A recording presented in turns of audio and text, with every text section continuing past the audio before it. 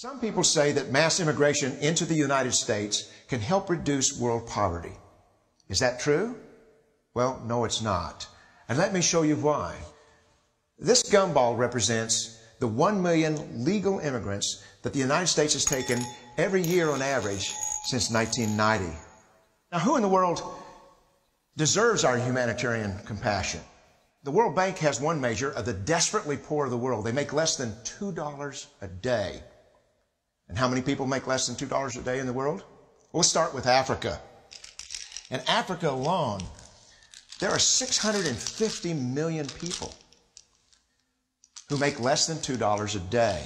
650 million. And in India, another 890 million people, desperately poor. China adds another 480 million people, making less than $2 a day. And unfortunately, the rest of Asia has a heartbreaking 810 million people who the World Bank says make less than $2 a day. And finally, there's 105 million of Latin America's population that are desperately poor. All told, the World Bank says there are 3 billion people in the world. 3 billion people who are desperately poor, making less than $2 a day. That's 3,000 gumballs. And every year, we take 1 million and suggest that we've somehow made a humanitarian difference.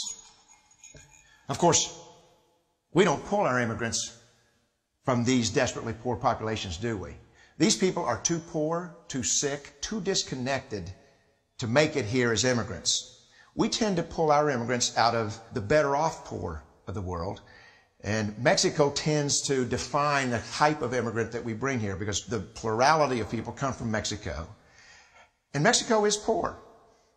How many people in the world live in countries that have average incomes lower than that of Mexico? And the World Bank tells us that that number is these 3 billion plus another 2.6 billion people. 5.6 billion people in the world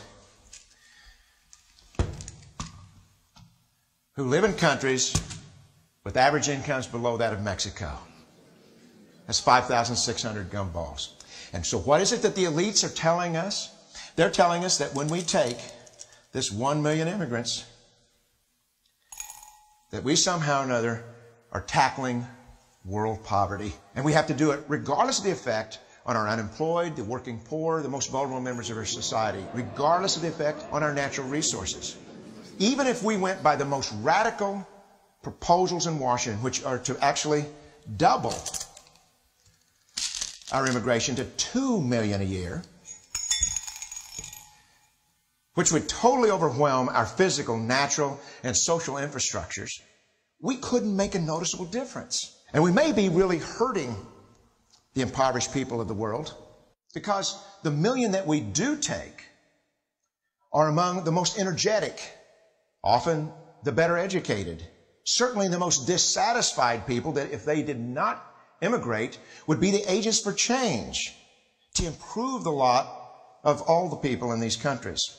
The true heroes in the global humanitarian field are the people in these countries who have the wherewithal to immigrate to another country, but instead stay in their countries to apply their skills to help their fellow countrymen.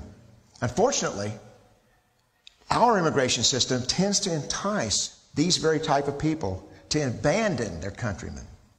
The impossibility of making even a dent is actually worse than it looks here. Because last year, when we took 1 million immigrants, these countries added, births over deaths, 80 million more people into the impoverished population. And this year, Congress is bringing in 1 million legal immigrants. And this year, according to the United Nations, these countries are expected to add another 80 million people. And next year, you can be quite sure that Congress, unless stopped by the American voters, will bring in another 1 million immigrants. And these countries, unfortunately, will be adding another 80 million people. into these impoverished nations. We could take 5 million a year, but we'd never get ahead of what's happening in these countries. Not in this century. Don't you see? Immigration can never be an effective or significant way to deal with the suffering people of the world.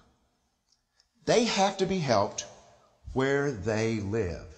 99.9% of them will never be able to immigrate to a rich country. There's no hope for that. They have to bloom where they're planted.